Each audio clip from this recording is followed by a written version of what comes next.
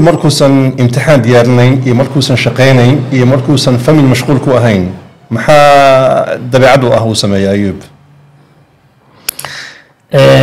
والله معلن هرتا جدول كيغا عادية أنيغا وحواي مركي لغا ريبو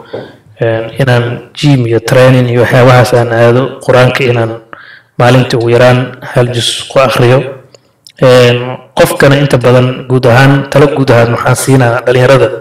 إني متقانا كود دالان إني ماركتي كتابك إلهي وحينا قطبة هايراتي أما هبدنا توحير إنو قفك وكأخريو sidoo kale mataqaana waalidiintana baari loo noqdo dhalinyarada hadda inta badan Yurubta joogto waxa waaye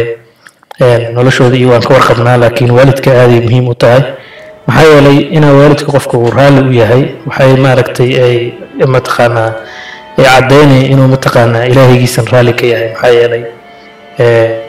waxa waaye ridallaahi fi ridal waalidiin marka automatic markii waalidkaaga uu raali ka yahay waxa dareemaysaa inuu ilaahay raali ka yahay marka inuu qofka waalidkiisna baar u noqdo sidoo kale mataqaana ilaahigiisna isku xiro marka tala guud oo ay taasna macna runtii waa manhaj iyo maskax aad iyo aad u caafimaad qabta laana meesha waxa ka muuqanaysa in qofka uu guuleysan karo isagoo haysta diintiisa isagoo haysta dhaqankiisa isagoo haysta qoyskiisa iyo familkiisa inay aad iyo aad muhiim u tahay waana midda aan dhalinyarta mar walba aan ku guubaabino bari haddaa shaqo heshid iyaysan kula weynaan environmentiga dhex galaysid